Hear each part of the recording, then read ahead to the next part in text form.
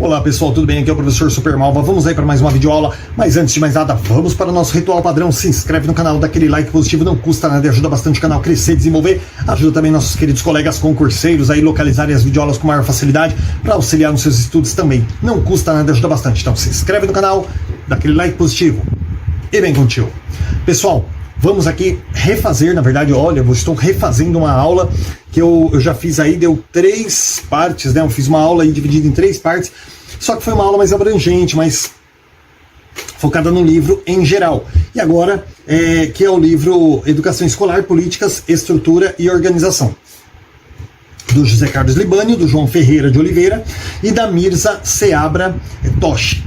E eu fiz aí uma videoaula bem mais abrangente. Agora eu vou fechar um pouquinho porque os concursos estão pedindo o 3º capítulo da 4ª parte, tá? Que vai focar realmente na questão da estrutura, da ligação da educação aí e da dependência dela do modelo socioeconômico, ou seja, a escola sempre esteve atrelada aí à economia do país durante toda a sua história. Então esse 3º capítulo da 4ª parte vai focar nisso, tá? Então eu vou fazer uma aula um pouquinho mais centrada aí de acordo com o que o concurso está pedindo. Vocês podem assistir minhas 3 videoaulas anteriores, que são muito importantes, elas focam bastante assim no tema em geral, e depois vocês podem assistir essas novas videoaulas que eu estou fazendo, acho que vai dar 2 videoaulas aqui, que já são mais centradas no 3º capítulo da 4ª parte, beleza? Então vamos lá.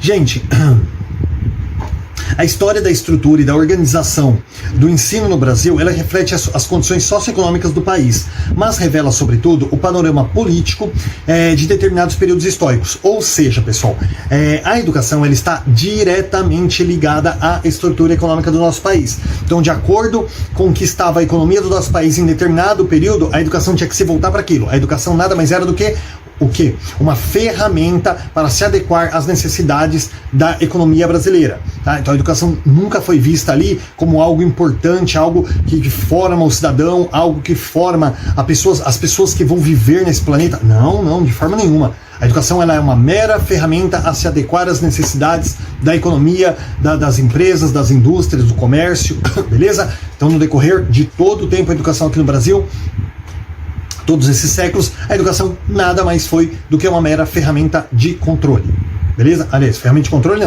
não é a educação que controlava, uma ferramenta de controle do governo.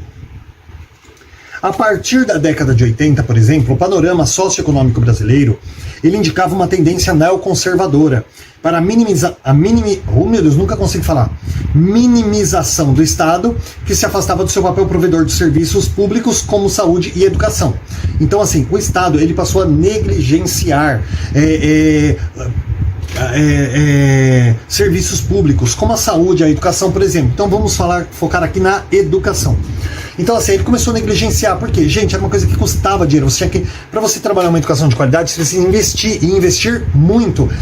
Para quê?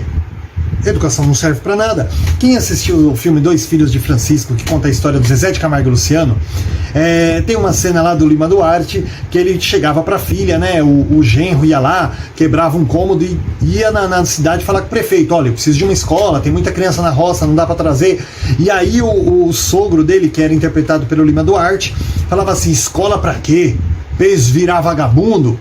Porque para ele, né, a pessoa da roça, a escola não servia para nada. Trabalhar, o cara trabalhador, era o cara que trabalhava na roça. O cara que não trabalhava, gente, ele não era um trabalhador, era um vagabundo, né? O cara que estudava, ele era um vagabundo, porque só mexia com papéis, com coisas assim, eles não entendiam as necessidades disso. Ele achava que escola não servia para nada, que o importante era ensinar o garoto a pegar na enxada.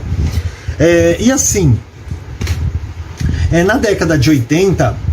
o Estado, ele começou a negligenciar isso, porque ele falava assim: meu, pra quê, cara? É um investimento muito alto e a educação só serve mesmo para preparar eles para o mercado de trabalho.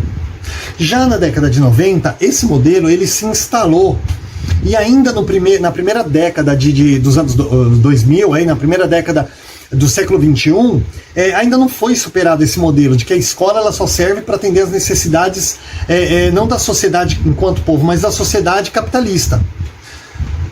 Paradoxalmente, as alterações da organização do trabalho, resultantes em grande parte dos avanços tecnológicos, solicitam da escola um trabalhador mais qualificado para as novas funções do processo de produção e serviços. Gente, antes de eu falar dessa questão aqui dos avanços tecnológicos, eu costumo dizer assim, o professor de história, gente, ele consegue ver uma coisa que ninguém vê. Todo mundo acha que história é uma porcaria e não serve pra nada, né? A matéria de história é uma matéria das mais importantes que existe, porque, gente, qualquer especialista em história sabe dizer que para você saber o que vai acontecer lá na frente, basta você olhar para trás. Se você pega, por exemplo, o Covid aí que tomou conta do nosso país nesse momento, gente, é uma doença aí que já existiu.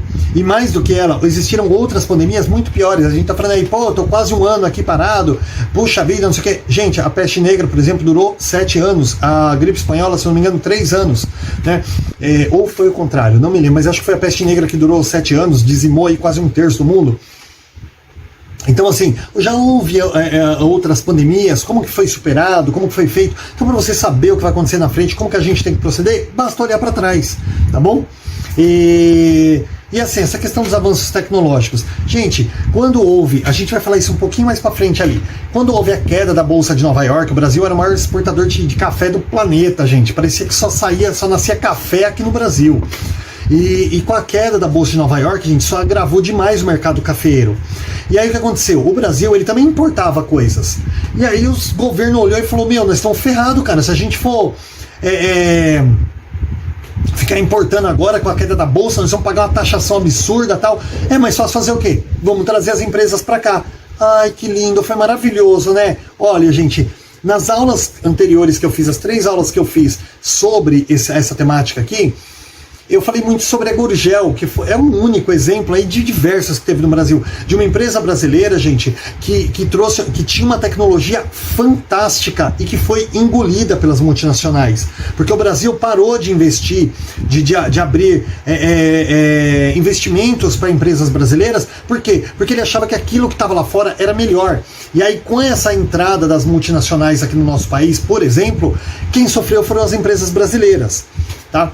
Então, quando você fala, mas tá bom, legal, o que isso tem a ver aqui com os avanços tecnológicos? Gente, na época da Revolução Industrial, a escola virou o quê? Uma ferramenta de treinamento. Ou seja, a escola era toda voltada para o ensino profissionalizante, onde a única função da escola era o quê?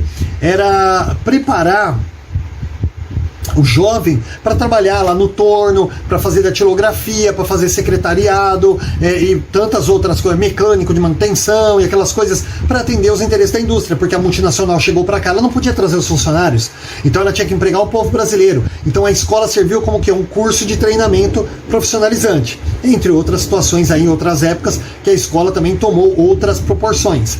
Então, com essa questão do avanço tecnológico aí nos anos 90, a escola voltou a assumir essa função de preparar o cara para aprender a mexer num celular, aprender a mexer não existia tablet, smartphone naquela época, mas para aprender a mexer com celulares e computadores e programas. O computador estava engolindo o mundo aí, né, gente, com uma tecnologia que veio para ficar e transformar a nossa vida para melhor, mas não tinha pessoas para trabalhar com isso. Vou ter que dar um exemplo aqui. Quando aqui no estado de São Paulo, por exemplo, chegou uma empresa, nós chamamos a Telesp foi privatizada, colocava fichinha lá no orelhão e tal, e veio uma empresa aqui que eu não me lembro a origem dela, se é argentina, se é espanhola, acho que é espanhola, não sei o certo, que é a Telefônica. E quando a Telefônica chegou aqui pro Brasil, ela trouxe o cartão eletrônico ali que você colocava ali para fazer ligação. Aquilo foi um avanço meu Deus, a gente colocava ficha para ligar, né? E de repente ela veio, trouxe cartão e mudou todos os orelhões e tal, e ela trouxe uma tecnologia totalmente nova. E ela chegou pro brasileiro e falou assim, olha, você não tem gente aí para lidar com essa tecnologia. Aí o governo chegou e falou, tudo bem, traz o teu pessoal, mas você vai ter que fazer um curso e treinar, né, o brasileiro para poder trabalhar, e você vai mandar teu pessoal embora. Aí, legal, beleza, maravilha. Só que 2 anos depois, foi criado ali o curso, se eu não me engano, eu não me lembro certo o nome do curso, acho que era um curso de mecatrônica e voltada para telefonia. Gente, esse curso ele acabou, porque não tinha procura, todo mundo queria ser advogado, queria fazer odonto, queria fazer medicina na USP, e aquela coisa toda, e o curso acabou. Aí a Telefônica chegou pro governo e falou, olha, teu povo não quer fazer esse curso, ele não quer se formar para trabalhar nessa área. Aí o que aconteceu? O curso se encerrou e a Telefônica teve que manter aí praticamente todo o pessoal lá, os gringos aqui, né? Porque o brasileiro não tinha formação para lidar com aquilo e não se interessou pelo curso. Então, o que aconteceu? As escolas começaram a se voltar para esse tipo de coisa. Formação, gente, cursos de informática foi uma coisa absurda, gente. Foi uma coisa assim que explodiu. Tinha mais escola de informática do que padaria, meu. Porque foi uma coisa assim louca. E as escolas começaram a voltar os seus ensinos para isso, para essa questão da tecnologia, da informação, tal. Então ela voltou a mesma situação lá de trás, lá do período industrial, quando você formava a pessoa para trabalhar nas máquinas lá. Só que agora é com a questão da tecnologia. Nisso, pessoal, o Estado continuou se ausentando aí das suas responsabilidades. Ausentando-se o Estado, então, das suas responsabilidades como educação pública, surgiu aí uma pergunta: como e onde formar, então, o trabalhador? Aí foi onde explodiu essas escolas técnicas particulares, tá? As constantes críticas ao desempenho do poder público, elas remetem ao setor privado, apontando como mais competente para essa tarefa, apontado aí, né, como mais competente para essa tarefa. Apresenta-se aí uma questão crucial para o entendimento do papel social da escola. É sua função especificamente para o trabalho ou ela constitui um espaço de formação do cidadão participante da vida social? Ou seja, começou aí a perguntar, cara, qual que é a verdadeira função da escola? É preparar o cara para o trabalho ou é preparar o cara para ser um cidadão? Para pensar, para mudar a sua realidade, para mudar o seu modo de pensar, né? E aí surgiu essa pergunta. Gente, as escolas privadas começaram o quê? Sentar o pau. Começaram a formar os caras ali, fazer aquela coisa toda. E a escola, o Estado negligenciando completamente, se afastando da sua responsabilidade, a escola pública começou a decair. E aí começou a falar assim, aí começou a entrar aquela questão. A escola pública não presta, a escola particular presta, né? E aí... por que acontece isso? Principalmente pela negligência do Estado. Tá? O Estado começou a se afastar, porque era um investimento muito alto que ele tinha que fazer. Por exemplo, aqui na Prefeitura de Guarulhos, que nas gestões passadas aí, começou muito colocar laboratórios de informática nas escolas, só que não foi colocado um especialista de informática para dar aula, como, por exemplo, existe um especialista de inglês na Prefeitura de Guarulhos, especialista de artes, professor de educação física. Não, foi colocado ali o laboratório e os professores regulares, que não tem curso, não tem formação, tinha que ir lá e ensinar os alunos, trabalhar com os alunos no computador. Gente, venhamos e convenhamos, a maioria de nós a gente sabe mexer o básico ali para nós, né? Você não tem uma formação para você ensinar o aluno do zero a mexer e tal. Fora que o Windows, pessoal, que é um programa que todo mundo usa, ele é um programa pago, né? É uma licença cara. A prefeitura falou, não tenho condição de pagar o Windows para tantos computadores, para tantas escolas, né? Mais de 150 escolas, não tem condições. O que ela fez? O Windows, né? Ela fez o quê? Colocou todos os computadores no Linux, que é um programa com licença gratuita. Só que o Linux, pessoal, é um programa um pouco mais complicado. Não é qualquer um que mexe. Eu, por exemplo, sofro muito para mexer no Linux. E aí o que aconteceu? Nem os professores sabiam mexer e muito menos ensinar as crianças. Mesmo que tivesse um especialista ali na escola para dar aula de informática, a criança não ia fazer relação, porque ela ia chegar na escola trabalhar com o Linux. Quando ela chegava em casa, ela ia abrir um computador no Windows. Ia confundir completamente a cabeça dela. É como você chegar na escola, numa autoescola, e dar um curso para pessoa de direção num carro automático. Quando ela chega lá, ela tem um carro manual. Ela não vai conseguir dirigir. Por isso que as escolas, a autoescola, o curso é no manual. Porque o automático, gente, é muito mais fácil, né? Você só acelera e freia. Mas o manual, ele requer um conjunto de atividades muito maior. Então, por isso que as autoescolas trabalham com o carro manual. Tem que ensinar você a dirigir no manual. Porque o automático é muito mais fácil. Então, quem dirige o manual, dirige o automático. Quem dirige só o automático, não consegue nem engatar a marcha e tirar o carro manual do lugar. Então, a mesma coisa, gente. A criança não ia fazer essa identificação. Ela ia ter o Linux na escola, quando chega em casa ia ter o Windows. Mas isso nem aconteceu. Por quê? Porque a prefeitura jogou 30 computadores em cada escola e largou lá, sem um especialista. Então o Estado, nessa época aqui dos anos 90 pra cá, tinha muito essa preocupação. A gente fala assim, puta merda, né? Desculpa a palavra. Caramba, é muito investimento, vou investir em professor, vou investir em isso, vou investir aquilo, tal. Mas a maioria das crianças nem tem computador em casa, então o Estado ele foi se distanciando, foi negligenciando, e por conta disso, o que aconteceu? As escolas particulares, ninja, né? Cobra lá baita de uma prestação cara lá por mês, uma mensalidade caríssima, os pais pagam, laboratório de informática, laboratório de ciências, laboratório de música, e aí tantas outras coisas, né? Aula de balé, aula de judô, aula de natação, aula de capoeira, eu vou ter aula de cientista da NASA nas escolas.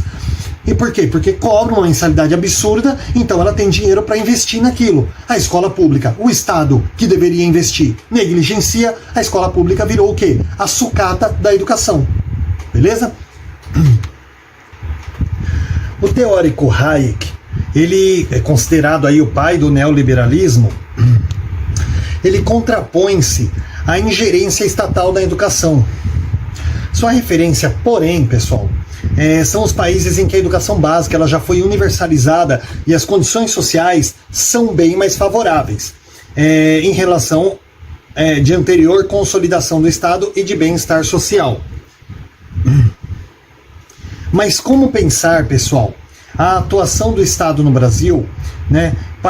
Um país como o nosso, considerado periférico, com grandes desigualdades sociais, perversa concentração de renda, baixo índice de escolaridade, escola básica e não universalizada. Só concluir aqui que eu já explico. Certamente para países com essas condições socioeconômicas, a receita deveria ser outra. Organismos financiadores dos países terceiros mundistas, como o Banco Internacional de Reconstrução e Desenvolvimento, também aí chamado de Banco Mundial, né? Sugerem a garantia de educação básica mantida pelo Estado, isso é, gratuita, o que não significa, todavia, que ela seja ministrada em escolas públicas. Vamos lá. Gente, o Hayek, ele faz uma comparação aqui de países países que a educação básica já foi universalizada. Mas como que eu vou fazer essa comparação? Você pega, por exemplo, uma criança que ela tem um pai, tem uma mãe, o pai trabalha, a mãe trabalha, né? Aí a mamãe e o papai procura comprar um sapatinho, uma roupinha para aquela criança, um brinquedo para ela, se divertir, né? Hoje aí, por exemplo, um tablet, um celular. E aquela criança precisa fazer uma pesquisa, ela tem um computador no quarto dela, com internet, uma impressora. Então ela tem uma facilidade muito grande, ela só precisa do quê? De boa vontade para estudar, correto? Aí você pega uma outra criança, isso eu não estou falando de escola particular não, estou falando de prefeitura mesmo, de estado. Aí você tem uma outra criança, gente, que o pai trabalha de pedreiro, trabalha ali esporádico, não tem serviço todo dia, a mãe às vezes faz um trabalho de diarista, também não tem todo dia. Aquele dinheirinho que eles pegam, gente, mal consegue comprar comidinha para eles. Uma sandalinha, um chinelinho da criança que arrebentou, o pai ali tem que fazer um aperto ali para poder comprar aquele sapatinho para criança, um chinelinho para criança ali para repor o que ela perdeu, porque ela só tinha aquilo para calçar. Eu vou falar para vocês, gente, como é que você garante acesso igual a essas crianças? Como é que você vai garantir que as duas crianças tenham a mesma qualidade de aprendizado?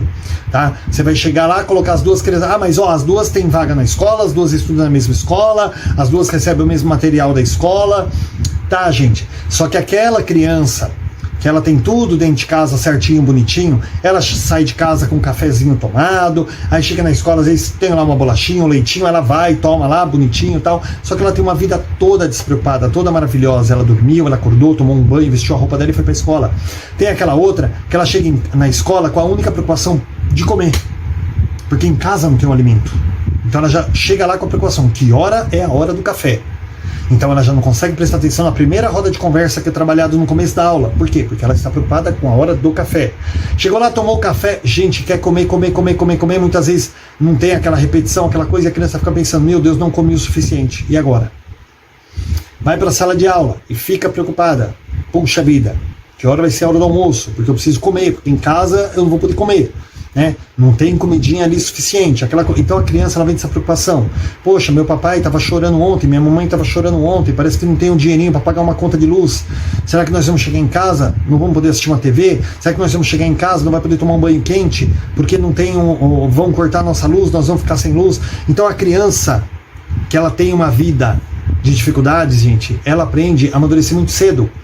porque a necessidade ensina isso a ela. Então ela tem um conjunto de preocupações de adulto na vida dela, e muitas vezes ela não consegue progredir na escola, porque ela não consegue nem prestar atenção na aula, porque aquilo ali é a menor das importâncias para ela, é o que está ali sendo ministrado na escola. Porque ela não consegue se preocupar em aprender aquilo para se tornar um cidadão no futuro, se nesse momento ela não sabe nem se ela vai chegar à vida adulta, porque não tem comida, não tem condições, não sabe se vai ter uma casa amanhã, se o pai vai ser despejado. Entende? A mesma coisa acontece aqui. Quando o Hayek quer comparar países desenvolvidos com um país como o Brasil, um país cheio de desigualdades, cheio de periferia. Tá? Eu gosto de esmiuçar bastante para que as pessoas consigam entender bem detalhadinho aí o que é que está sendo passado aqui no texto. Então, quando o Hayek ele chega, gente, eu falo isso da minha experiência, eu tenho só na prefeitura de Guarulhos, eu tenho 17 anos como professor. Tá? Então, assim, quando o Hayek fez essa comparação, ele não considerou uma coisa. Você não pode considerar, pegar um país lá subdesenvolvido, lá, você pega, por exemplo, a Suíça, gente, salas de aula com 8 crianças. Aqui no Brasil, eu estou dando aula para 35 crianças na rede. Gente, e tem escolas aí que, por exemplo, a rede estadual chega até quase 50 alunos na sala de aula. Então não tem como você comparar. E ele fez uma comparação aqui absurda, né? Como é que você vai trazer isso para o Brasil? Está escrito aqui, ó. Países como o nosso Brasil, a receita deveria ser outra. Está escrito aqui em algum lugar. Aqui, ó, certamente para países com essas condições socioeconômicas, a receita deveria ser outra. Ou seja, você tem que pensar na realidade do Brasil. Tanto que, quando eu falo do PPP, que é o Projeto Político Pedagógico, o PPP ele tem que ser trabalhado por escola e não por rede. Por quê, gente? Uma escola aqui, 4 ruas para cima tem outra escola da prefeitura. As duas realidades já são diferentes. Então não tem como você trabalhar o lado A da cidade com o lado B, com o lado C, né? O norte com o leste, com o sul de uma cidade de Guarulhos, que é a segunda maior cidade do estado de São Paulo. Não tem como você pegar e querer trabalhar o que trabalha num bairro, no centro, trabalhar na periferia. Não tem, são realidades diferentes. A mesma coisa acontece o quê? Com países. Então o cara ele fez uma comparação de países desenvolvidos querendo trazer essa receita para o Brasil, um país cheio de desigualdade social em que o próprio Estado negligenciava a educação. Os neoliberais eles criticam o fato da escola pública manter o monopólio do ensino gratuito. Sugerem aí que o Estado ele dê aos pais vales escolas ou cheques com valor necessário para manter o estudo dos filhos, cabendo ao mercado de escolas públicas e particulares disputar esses subsídios. Então, assim, o que os neoliberais eles queriam tanto? Que ao invés do Estado ele dar a escola pública para a pessoa, não. O que ele faz? Ao invés dele dar o subsídio para a escola pública, ele dá o subsídio para os pais. Aí o pai vai lá e pega aquele dinheiro e ele escolhe se ele vai querer investir na escola do Estado ou na escola particular. Gente, em primeiro lugar, pais com consciência, eles iam catar esse dinheiro e iam para particular. O cara nem ia ter a opção da escola pública, ele ia direto para particular, porque ele criou-se essa visão hoje que a escola particular é melhor que a pública. Segundo ponto, tem pais, gente, que, como eu falei, não tem nem o que comer em casa. Muitos deles, ao invés de levar essa criança para a escola e ter aquele compromisso, não, ele ia pegar esse dinheiro e ia gastar, ia comprar comida. Outros até comprar outras coisas aí, né? Ia gastar esse dinheiro, ia deixar a criança fora da escola. O ano que vem ele vai. Então não tem esse compromisso. Então isso aqui que os neoliberais pensam é uma coisa utópica, uma coisa que chega a ser absurda. Eu chego a ficar indignado de pensar que pessoas formadas em pedagogia têm esse tipo de pensamento. Isso aqui é ridículo, gente. Você vai dar um subsídio na mão de um pai, de uma mãe e falar, vai lá e escolhe a escola do seu filho. Eles vão gastar o dinheiro, eles não vão atrás da escola da criança. Então realmente tem que ser repassado para a rede pública do ensino, do Estado. Mas o Estado tem se eximido disso, ele tem, na época lá, ele tem se afastado, falando, isso aqui é a menor das minhas preocupações, quando deveria ser a maior.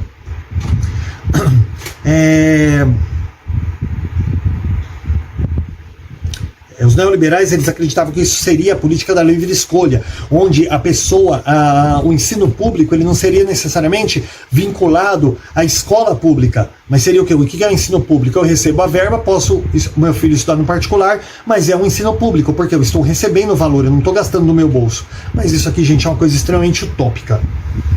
Os defensores de posições neoconservadoras, eles alegam que países mais pobres, aí como o Brasil, eles devem dar primazia à educação básica, o que significa menor aporte de recursos para a educação infantil e para o ensino médio e superior. Também no caso do ensino superior, o Estado financiaria o aluno que não pudesse pagar seus estudos e esse devolveria os valores do empréstimo depois de formando. Isso aí no caso, gente, tem o FIES, né, que que é um financiamento que funciona dessa forma. Agora, o que os neoliberais defendem? Olha, o ensino fundamental ele é muito mais importante que o ensino infantil, que o ensino médio, Gente, todo o ensino ele é importante. O ensino infantil ele é a base de tudo.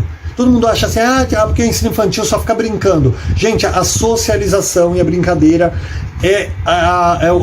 olha, quem construiu uma casa já sabe que a casa, todo mundo acha assim, mas a parede é que sustenta a casa. Não, é o alicerce que sustenta a casa. Não, é a coluna que sustenta a casa. Gente, tudo começa numa coisinha que ninguém vê. Só quem construiu casa sabe o que é. Sapata. É um quadrado de concreto que é construído onde vai ser feitas as colunas da casa. E aí nos vãos vai os alicerces, que são as colunas, as vigas, que vai sustentar a parede. Se você construir a parede em cima da terra, aquela terra ali ela vai mexer com a chuva, trinca a parede, a casa cai. Então, o alicerce, ele é o quê? Ele é aquela viga de concreto maciço, que mesmo que a terra dá aquela mexidinha, o alicerce segura a parede. E a sapata, ela é um quadrado gigante de concreto que é construído no local, ele não é comprado, ele é construído ali no local. É colocada a massa ali para onde vai levantar a coluna. Para quê? Para que a casa não ceda. Então, a educação infantil, ela é o quê? A sapata da educação. Ela é quem vai sustentar tudo de pé ali. É onde tudo tem início. Por que foi criado o ensino fundamental de 9 anos? Pegou o estágio 3 ali da educação infantil e transformou em primeiro ano. Porque a criança tinha toda aquela interação social, aquela brincadeira na educação infantil. Quando chegava no ensino fundamental, mesa, cadeira, lousa, lição. A criança ela sentia uma porrada tão grande ali, porque e é onde ela começava a ter dificuldades em alfabetizar. Então foi criado o quê? Porque era um degrau muito grande da educação infantil para o fundamental. Foi criado o quê? O ensino fundamental de 9 anos. O estágio 3 virou o primeiro ano e serviu como o quê? Uma rampa de acesso. Ou seja, você está na educação infantil ali brincando, socializando, tal, aprendendo através do lúdico. Quando chega no fundamental, você tem uma rampa, que é o primeiro ano do ensino fundamental. Você vai trabalhar o conteúdo do fundamental com as ferramentas do infantil. Então a criança não sente essa mudança brusca. Tudo isso foi trabalhado para quê? Para melhorar o ensino, para auxiliar a criança. Tá? Então todo mundo pensa aí que os neoliberais, porque o importante é o fundamental, porque o infantil não é importante. Gente, o infantil é a base. Se você não dá o infantil, a criança que vai para o fundamental sem fazer o infantil, ela vai sem toda uma base ali de interação, tudo. Então, quando ela tiver que sentar e fazer lição, ela está mais preocupada em conversar, em saber por que aquela criança está do lado dela, o que aquela criança está fazendo, porque ela não viveu aquilo na idade certa. Tá? Então, assim, isso aqui dos neoliberais está completamente errado. Então, eles defendem essa coisa aqui que, não, o maior subsídio tem que ser para o ensino fundamental. O subsídio tem que ser completo. Por isso que hoje a nossa educação básica vai dos 4 aos 17 anos, para garantir que dos 4 aos 17 anos nós tenhamos ali uma educação de qualidade, do primeiro ao último ano. O estudo Primary Education de 1996, patrocinado aí pelo Banco Mundial, ele diz que a educação escolar básica é o pilar do crescimento econômico e do desenvolvimento social e o principal meio de promover o bem-estar das pessoas. A média de escolaridade dos trabalhadores no Brasil é de aproximadamente 4 anos, ou seja, os trabalhadores aí, em geral que existe hoje, a média de escolaridade deles é de 4 anos, contra 7,5 do Chile, por exemplo, 8,7 da Argentina e 11 anos da França. Há, então, nesse sentido, uma preocupação dos empresários brasileiros em ampliar essa média. Não apenas para promover o bem-estar das pessoas, mas também porque, como diz o documento do Banco Mundial, para oferecer um mercado de uma mão de obra mais qualificada. Por exemplo, um fabricante de armas gaúcho, ele declarou que os processos de produção estão cada vez mais sofisticados.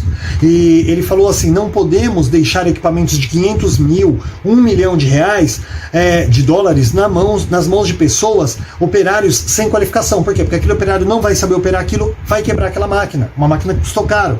Tá? Então você precisa melhorar a mão de obra. Porque senão você não tem como você investir e dar uma máquina caríssima na mão de uma pessoa que ela não vai saber lidar com aquilo, vai estragar. E além de atrasar a produção, tudo, vai causar um prejuízo danado aí pro patrão, Então, como foi dito aqui, pessoal, a educação escolar básica ela é o pilar do crescimento econômico e do desenvolvimento social. Por isso ela tem que ter um investimento concreto do primeiro ao último ano. Tá? A gente agora vai dar uma pausa, nós vamos aí para a próxima aula, que já está aqui com 29 minutos, senão a aula fica muito longa e fica cansativo também, tá bom? Então, dá uma pausa aí, vamos lá tomar uma aguinha e a gente volta daqui a pouco. Bons estudos, até a próxima aula.